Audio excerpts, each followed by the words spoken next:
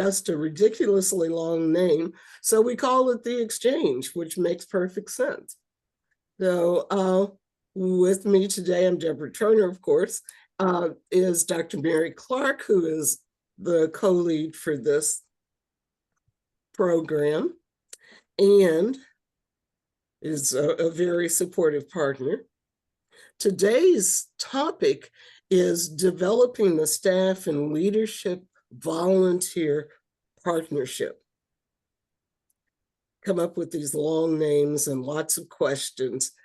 And when I was thinking about this, I thought, how many people have I met who exemplify staff and leadership in volunteer partnerships? And I'm thinking of the 15 years I've been volunteering, I've met a lot of people that could do this. But I just happened to find someone today who says, hey, we'll help the Exchange, we'll help answer questions and talk about what goes on. So Erin Simon Skoglund from Minnesota is here today, yay, as our special guest.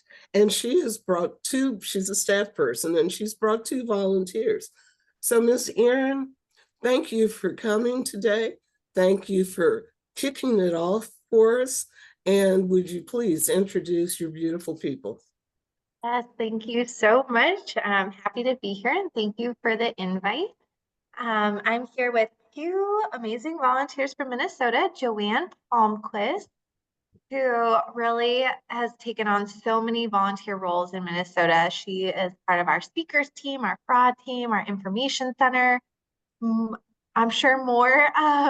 And then Joe Lewis, who I've been working really closely with over the last 6 months to build out our volunteer recruitment and onboarding program. So they will both be able to give you great perspectives on our work in Minnesota. And I'll be happy to kind of chime into the discussion in terms of all things volunteer staff partner relationship, but I wanted to share a really particular project that we just started in Minnesota in January, and we're piloting. So we're only a couple months in, but I'm excited and I think it's promising. So we have a volunteer leaders group. In the past, we had our kind of community focused leaders and our advocacy focused leaders, and they were 2 separate groups. But we've been really focused on integrating our advocacy and our community work together. So we figured that these 2 groups of volunteer leaders really should come together. So that kicked off in January. So these leaders over the last couple of years, they've gotten background on our community models and our ladder of engagement and how volunteer engagement is done at AARP. So they have all this great background and knowledge. And what we changed this year is we now have our steering committee that's coming together 4 times a year. And then we develop these project committees. And the hope for these project committees is that the volunteers could operate them and run them, mostly them for their group. So each committee has a staff liaison, but we're trying to kind of get out of the way in terms of what they want to work on. We worked with staff and volunteers to come up with about 10 ideas for different projects. And then we surveyed the volunteers to see what was most resonant. And we ended up with about 6 different project committees. So we have a team that is members of our speakers team who are diving into the DIY presentations, providing that feedback that the national office requests, thinking about what are we hearing from our community, where are there other topics, are there other resources? So they're on that. We have a team focused on a series of volunteer lunch and learns that we're doing this year, each focused on a priority area for AARP Minnesota. We have a team working on volunteer recruitment and specifically advocacy recruitment in greater Minnesota. And we have a team working on our free coffee Fridays that we do here at the Information Center, which is where I am today. Um, and they've really taken the lead on those teams and those projects and are running with them. Like I said, we're 2 months in, so I'm excited to see where it goes. But I wanted Joanne and then Joe to be able to share what their perspective participating in those project committees has been so far.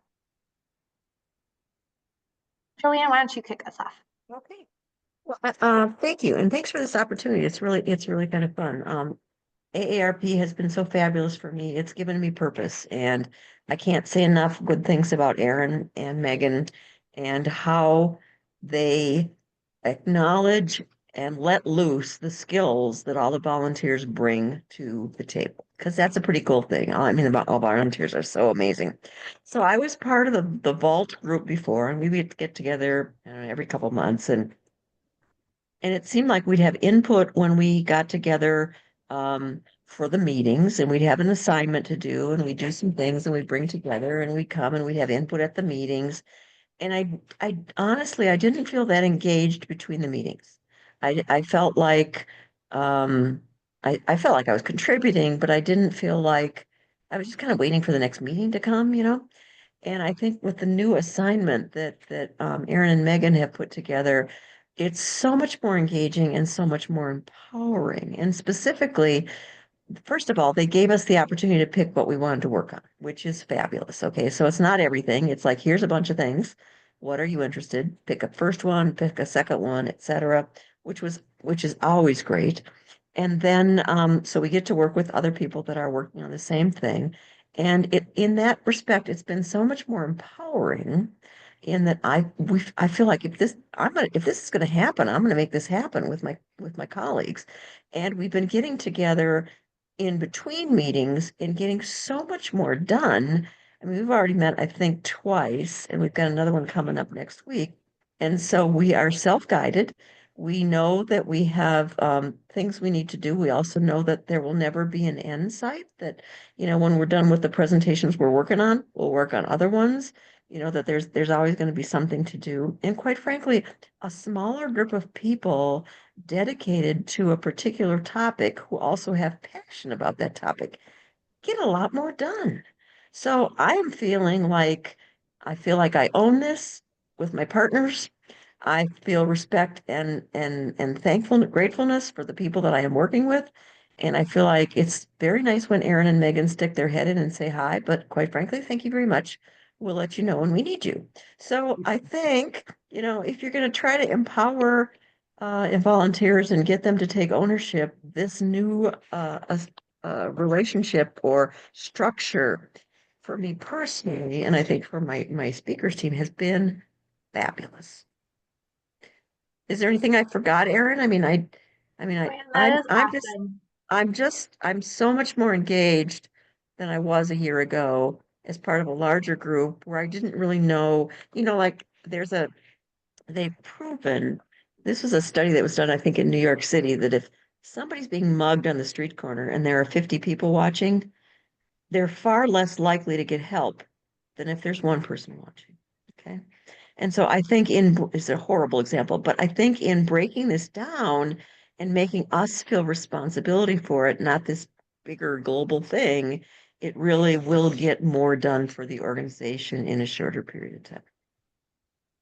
Yeah, that's so great to hear, Jordan, because one of the things we were really trying to think about as we thought about this new structure is we really felt like we'd been um using or engaging volunteers in this advising role and okay, we're getting your input, which was great, but we really wanted to move from advising to action. Wanted to put So us to that work. I know. You just wanted to put us we to work. wanted to put you to work. What can I say? Thank you so much, Joanne. Joe, do you want to share a little bit about what your experience has been? Yeah, so I'm, like Aaron said, I'm on the other spectrum of my time here at AARP of Minnesota. I've been with AARP of Minnesota for about 6 or 7 months. I'm a portal champion, but my focus really is prospecting and onboarding um, new volunteers. So when I was asked to join this, I was excited because I would get more exposure to all the other teams at AARP Minnesota, and I would become more, hopefully, knowledgeable of what they were working on, what they were doing. And I could bring that back to the prospects as I take on more and more of a role. So we had our first meeting, and as we were talking about what each of us did, it happened to be that Joan was talking about, hey, I have a background in databases, and can I, help you with X, Y, and Z? And she came up with some really good ideas of how we could even use the portal in different ways and better ways to do different things. And lo and behold, other volunteers happened to just come in as prospects that also had similar experiences. And that led to a whole new group that's going to get together hopefully soon and start to build out that. So it was wonderful how this cross collaboration kind of built on itself. And then my group that I will be working with in this um, steering group is the lunch and learns. So we got together. Brian and I are the two volunteers, and then Megan and Aaron. And it was just so much fun because Brian and I are the volunteers. We have very different professional backgrounds. And of course, Aaron and Megan come in, very focused on the first lunch and learn will be on financial security, and they're very focused on what they do. And we really want to be able to bring this to our volunteers so they can go back, and as they go into the community, that they can really talk to people, kind of that elevator speech as somebody comes up and says, so what is AARP doing for the financial security of seniors in Minnesota, that they can really talk to them both at maybe a 50-year-old level, somebody who's 50 years old, what are you doing for me? Or an 80 or 90-year-old, what are you doing for me? And, coming at it at all four of us different lens, if you will, it was really fun to do. And I've been retired for about 4 years, so it was just fun to put back on my little worker bee hat and bring that back out. And Brian is for the speakers group, and so he has vast knowledge of that. So anyway, it was just fun to kind of get out of my prospecting role a little bit into this other role. And I was just very thankful that Aaron asked me into this group, and even in my newbie role. And so it was a lot of fun, and it was a lot of fun to cross collaborate and work on it. So that was my takeaway from it. Joe? Yeah, I think I'll just add to what Joe mentioned is this model. It feels like when Joe and I speak with new volunteers or even our current volunteers, it's almost like we now have an outlet. If someone shares like, hey, I spent my career like in customer management, customer CRM, customer relationship management, like there's like, well, hey, like we actually have a group of volunteers who are like working on this. Like, I feel like I have a place to go when people are like, I have this really cool skill. Whereas before I've been like, that sounds great. And I think I need your help, but I'm not sure how. So it feels like I have kind of a support system for them in a way that we haven't before when I was trying to do it all myself, So yeah, I'm happy to take any questions. I know you have lots of other good stuff planned. So thanks for the opportunity to share. Thank you, Aaron. Thank you, Joe. Thank you, Joan. The comments that you've made just will lead us into even more discussion. Thank you very much. We're excited to hear what you're doing in Minnesota. But before you leave, I wanted to make sure, are there any questions of our three guests today? You can just come off mute and ask that question. Hey, Deborah, it's Tara with the Office of Volunteer Engagement, and I have just a quick question. Erin, can you talk a little bit about the commitment that your team made to really taking the next step with volunteer engagement beyond the wonderful resources that I know you all take advantage of from us, just that we are well connected, but a year or so ago, you took some additional steps. Can you talk a little bit about what the team did? I can't remember if you were there at the time or not. Yeah, is there a specific part you wanted me to address, I Tara, or think, just kind of in general? yeah, I think you guys connected with some local agencies that were doing some volunteer engagement, like in-depth training. And if this was Yeah. before you, I'm sorry. Nope, nope, I gotcha. Okay. So we're, I feel like really lucky in Minnesota to have a local organization called the Minnesota Minnesota Association for Volunteer Advancement. And they do technical assistance and training for nonprofits that work with volunteers. And we went through kind of like their highest level, like intense, intense process, which is called Service Enterprise Certification. So before I started at AARP Minnesota like a year and a half or almost 2 years ago. And before I showed up, they'd gone through a year-long kind of training and facilitated discussion, really thinking about every part of the volunteer life cycle. How do volunteers come into the organization? How are they supported? How is input gathered? How does onboarding work? How does professional development work? And then I showed up and I got to come in just for the part where we were going through the official certification. And so my job was to gather evidence for each like important aspect of of a volunteer experience. And it turned out that was like an amazing way to get to learn my new job because I was diving into all of the resources we had in Minnesota through OBE. So we did get certified about a year ago as a service enterprise. And it was a really great opportunity to have intentional conversations about volunteer engagement. I think one of the things that was like really cool for me and also for the folks who observed us and certified us was to see how volunteers are so important at every level of AARP. Like it's not like there's just one volunteer manager who works with volunteers and everyone else like does something else. Like everyone in our office, our state director, like our business analyst, everyone works with volunteers. And I think that's true throughout the organization as well. So it was a really cool process. It was a ton of work also, but very, very well worth it, I think. So if you're interested in exploring more, it's called Service Enterprise is the process. Perfect. Thank you, Erin. Thanks, everybody. Okay.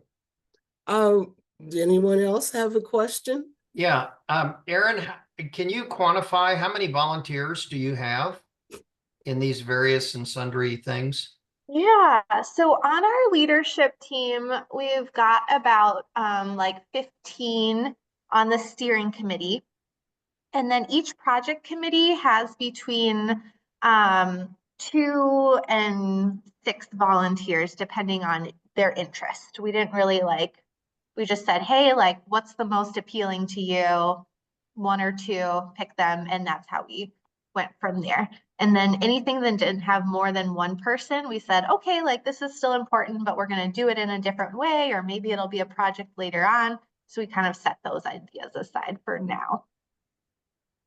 Okay, here in Kansas, it feels like we have a structure and there are some long-term people, but we're not seeing new volunteers particularly. And we're not seeing what I would consider a significant number. For example, we have a capital city task force, which is sort of following the politics and lobbying and, et cetera. Yep. And I'm the co-chair of that. And we have 8 or 9 on the call, but 5 or 6 of them are AARP staff. And, so we can't get a co-chair for me. I travel, so I'm not always available. And Yeah. when I was in business, and we were going to have a meeting, it was like, what makes this meeting more important than anything else somebody could be doing at this point in time? And we haven't seemed to have broken that code because people are doing something else rather than coming to these meetings. And you know, it sort of feels like we're talking to the choir, that it's very inbred rather than comprehensive and expansive. And so I'm not sure how you break, because a lot of it is Zoom, and it's hard to have culture in a Zoom meeting, and you know, the enthusiasm doesn't always transfer. So any thoughts you have on generating additional enthusiasm? Yeah. Yeah, and a couple of just thoughts. Like one, I can totally relate. Um, I know it's a challenge. One thing that I has been working well for us, Joe and I are we host a monthly new volunteer information session. We just always do it the last Wednesday of the month. Sometimes we have 2 people, sometimes we have 12 people, but at least like we kind of have a place that every single prospect we can say, oh, we're so glad to meet you. Come to our new volunteer information session. And that has been really good for both kind of like generating new volunteers and getting them acquainted with our teams, the different opportunities that we have.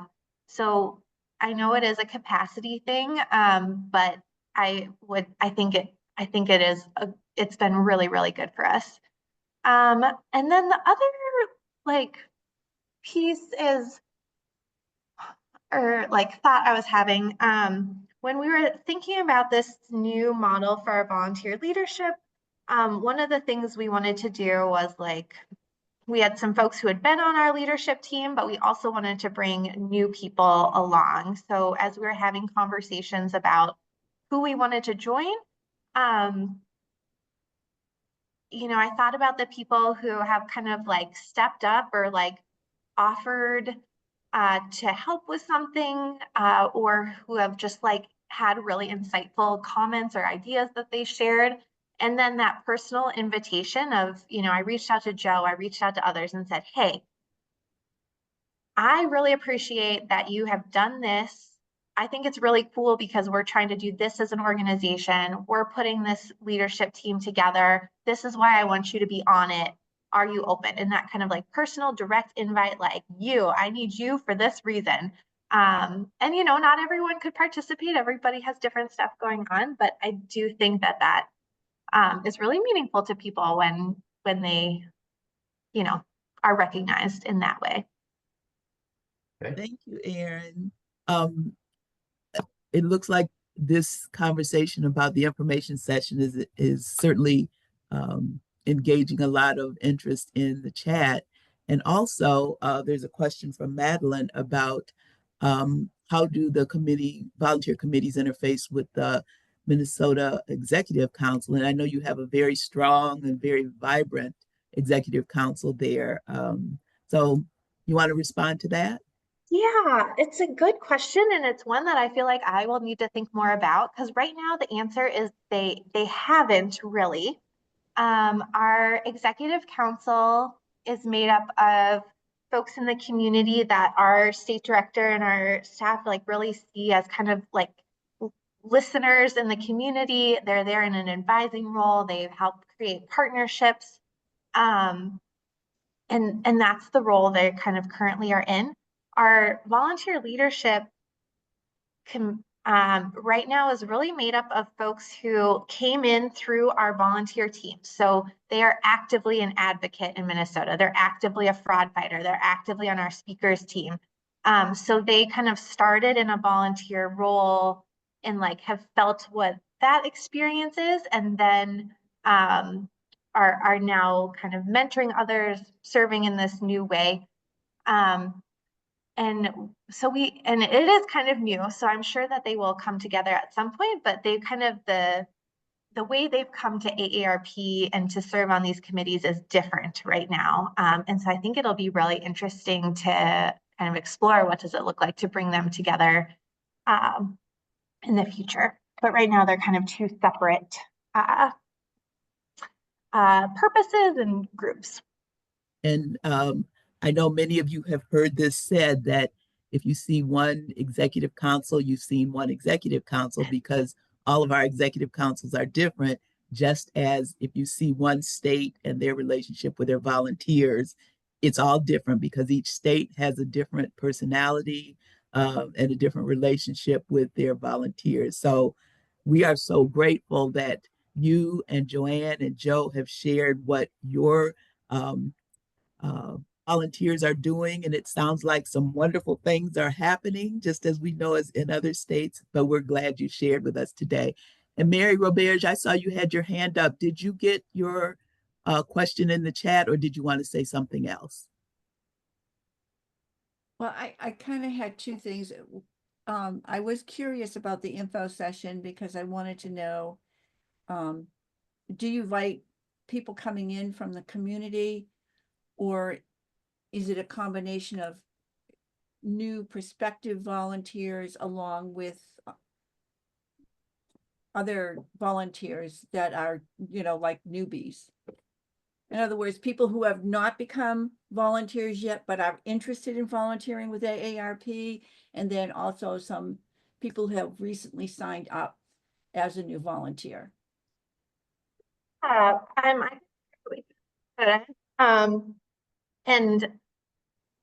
my new volunteer information session, it's geared at prospective volunteers. They haven't officially signed on, but I do incorporate some like orientation-esque things as well. Like, hey, here's the support you can expect as a volunteer. Here's what we'll ask of you. But it really is geared at folks who are kind of checking us out. Yeah, and I'll just share too. I'll put a link in the chat, but we do it, like I said, last Wednesday in the month. I do it in person in the morning, and then we do it on Zoom in the afternoon. So I'll just put, if anyone wants to just like see what we do, you'd be welcome to come to the Zoom one. I love feedback. So like, if you want to share your thoughts afterward, I'll put an upcoming one in there. And yes, I can get you my slides, run a show, that kind of stuff. Okay. Thank you so much, Erin, and for sharing information with the rest of the group, and all to each of you for asking some of these questions. Now, Dr. Mary, are you ready to move into some additional questions? Oh, sure. Deborah, and I put it in the chat. So with what we've heard from what Minnesota is doing, I know that there are several other ideas that can be shared from other states here today. How do you know when a volunteer is ready or should step into leadership? Because we know that looks different in the different either leadership groups or different teams or different processes, and what identifications have worked for you and your state. While you're processing that,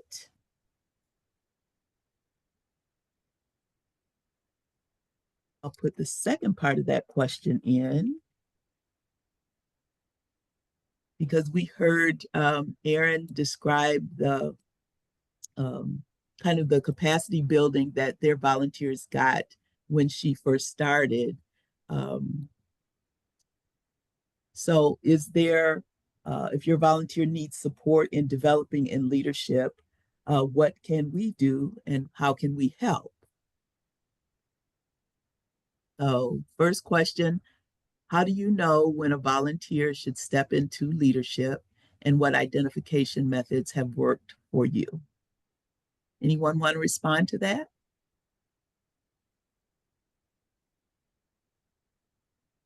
You can come off mute and just join the discussion,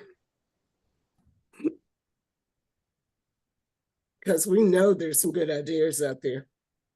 And while we're processing that, Kathy Kynes, let me just see a show of hands of how many staff members we have here today, so that we can just kind of know who's in the room.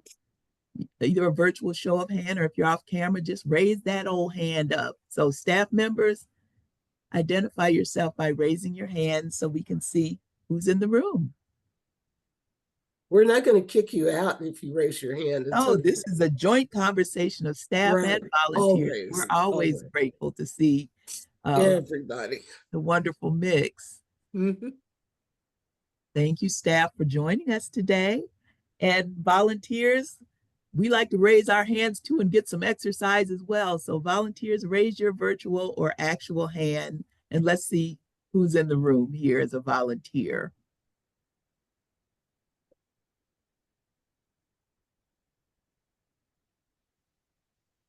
Thank you, thank you, thank you. Thank you so much, my volunteer colleagues. I'm glad to be here with you. And that kind of a little station break to give everybody a chance to think about volunteers and staff. How do you know when a volunteer is ready to or should step into leadership? And this is where that ladder of engagement and that easy entry, big L, little L kind of identification of roles is something that may help that process. Anybody want to share what they're doing? What worked for them?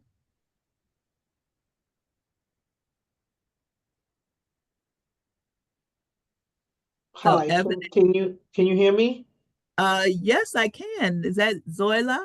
Yeah, hi. Hi, where are you from? New Jersey. Thank you for joining us today. What's Thank going you. on in New Jersey? It's quiet. Thank God. It's nothing much going on in New Jersey. But I couldn't raise my hand, but I'm staff.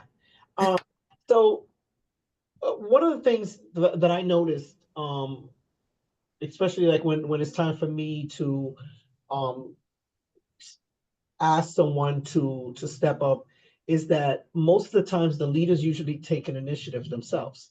They're constantly, you know, looking for ways to lead, if I may, and so when I notice that, then I present other opportunities to them to try to enhance that leadership that's naturally already in them.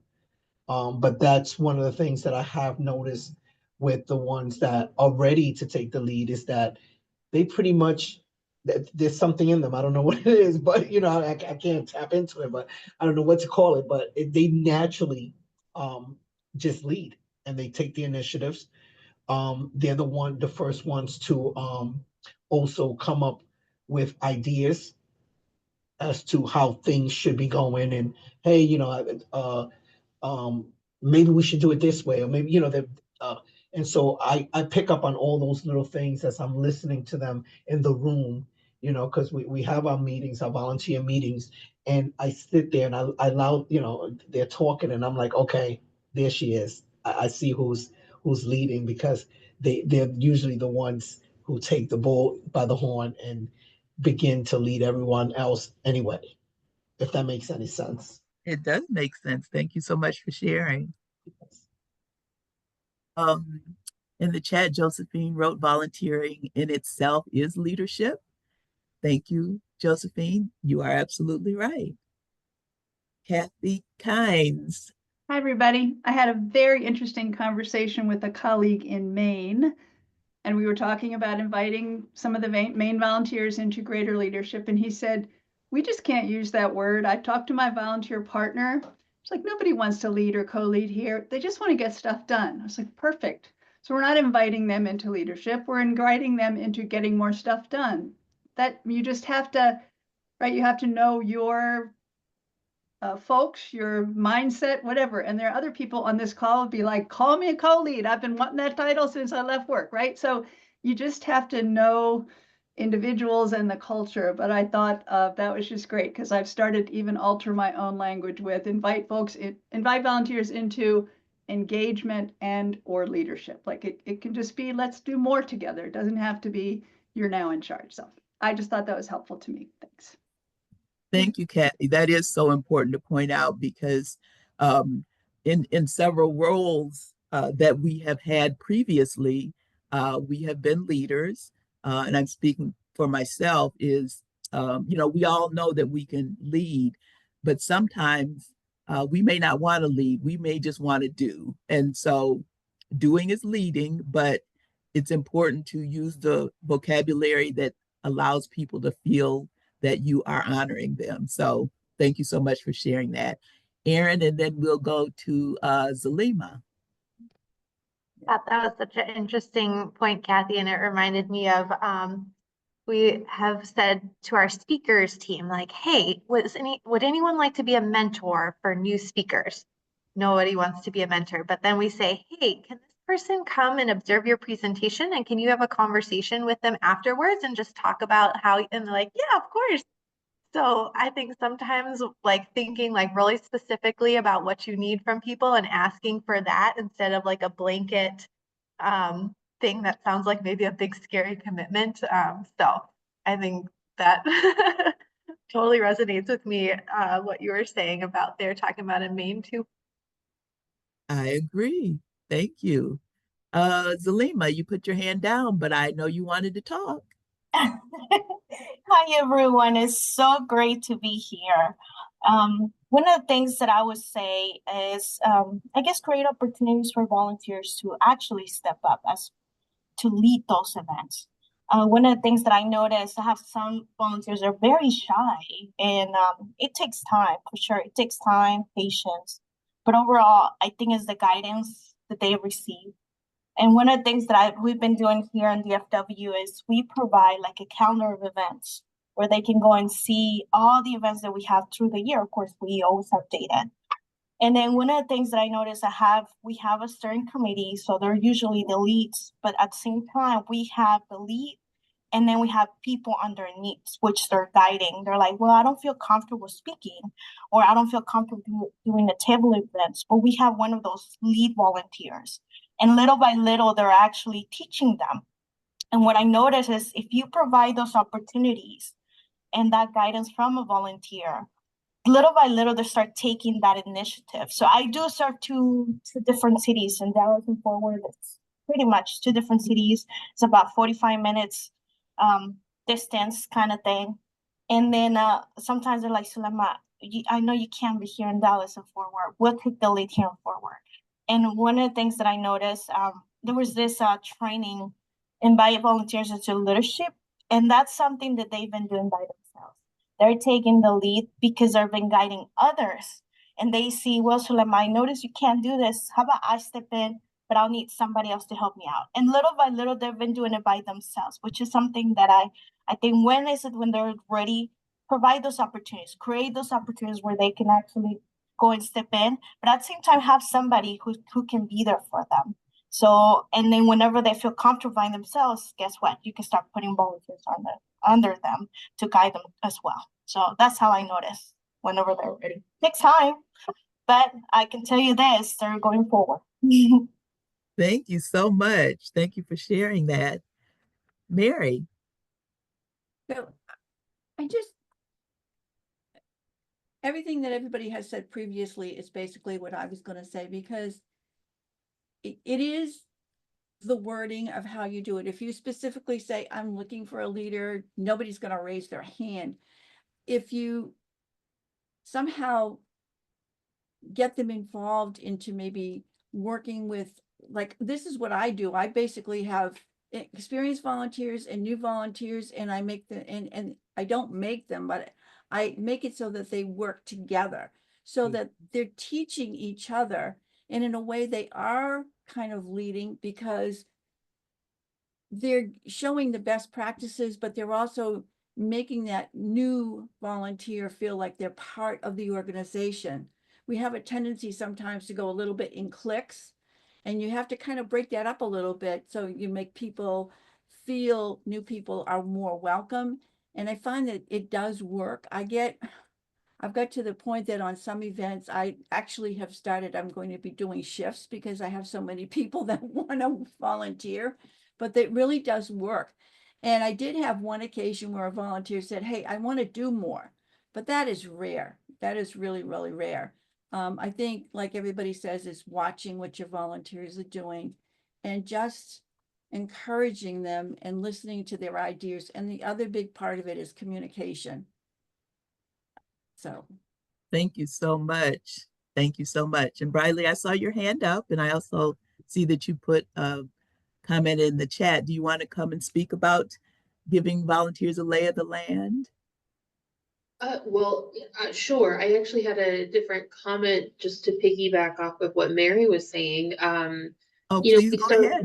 We started seeing a lot of the I guess the clickiness in our volunteer groups as well, but it wasn't intentional or, you know, negative. It's just what happens when you work with the same people all the time. But it was actually great to see our volunteer leaders in a meeting come to the conclusion that it was really up to them to walk up to new volunteers when we have these big group meetings and really invite them in and introduce themselves and tell them, you know, what's going to happen today, and this is, you know, all the opportunities that are there and all those things. So staff, of course, will do that, but I think it means so much more coming from volunteers and just knowing that even though it could look like there are cliques, it really is an open door and everyone is there for the same reason. So I thought that was a really great thing that came up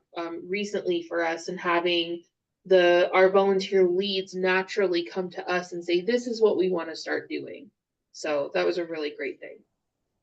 Thank you so much for sharing.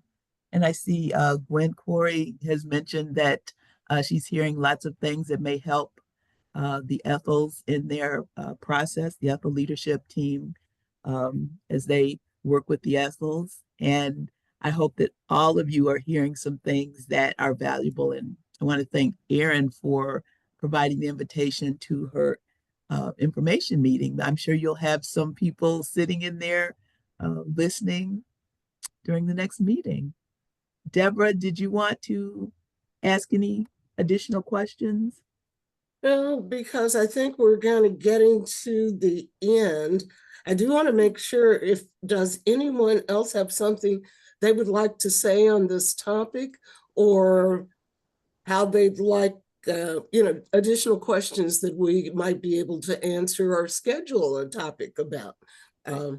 We publish this information at the beginning of the year in terms of what the topics are going to be, but we're also flexible. So if you want to make changes, that list is available in the OVE update. I do also want to recognize that Ira Nathan is here from Nebraska, and he put together just a really insightful, I thought, video on volunteer and staff partnerships. And his director, well, I guess she's, I don't know what Robin's title actually is, but she is staff at Nebraska ASD.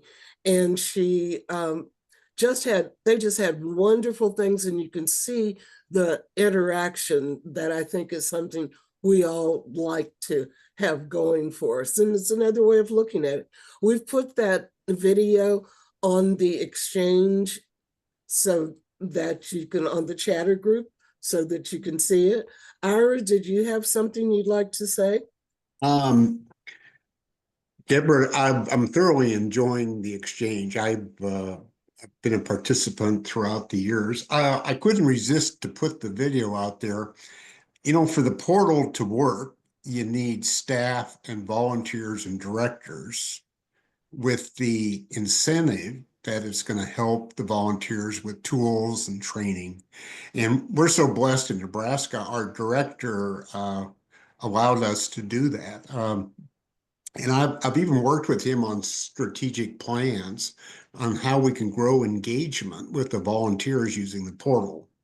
And he's always said you have to have a reason why they use the portal. And so we've been trying to grow a lot of our processes to get more engagement that way. Now, personally, I've worked with Rob, and we meet every week, and it's been a wonderful partnership, and we're growing each other as we move along. We teach each other, hey, look at what I just learned. And, and I think you kind of need that with staff and volunteers to grow the organization. The video was intended for the national training for volunteer portal champions last year. Anyhow, I hope you can take a few minutes to watch it. And it really just kind of shows a lot of the things that Robin and I have done by working together. Yeah, the interaction is really, I think, interesting, and it gives people another way, another perspective to use. It's another state, it's additional people. So thank you very much, Ara, for providing that information. I noticed that Kathy has put in the chat related to our Becoming series, which is the Cultural Leadership Development Series. So there's information for that. Aaron put information in, and all of these different pieces will be included on the Exchange chatter group as well. So you, as well as the recording. So if somebody said something, you want to get to them, you can probably find out who it was. So thank you all very much for coming today. Our topic for April, which I guess in April we normally do something on recognizing volunteers, but this time we're going to be talking about self-care for volunteers. How do we reduce burnout and prolong volunteer tenure? And we're going to have another special guest who is a gerontologist who can give us some insights on how we deal with our stress and how we just make sure that our volunteers are taken care of. So thank you all very much. I hope to see you in April. Thank you, Dr. Mary. Thank you, Aaron, Joan, Joe, and the OVE support team. Really appreciate it all. Thank you, everybody. Thank you. See you next month. Thank you. Yes, Thank please. you. Thank you. Thank you, Thank Deborah you. and Dr. Mary. Thank you, Kathy. Thank you, everyone.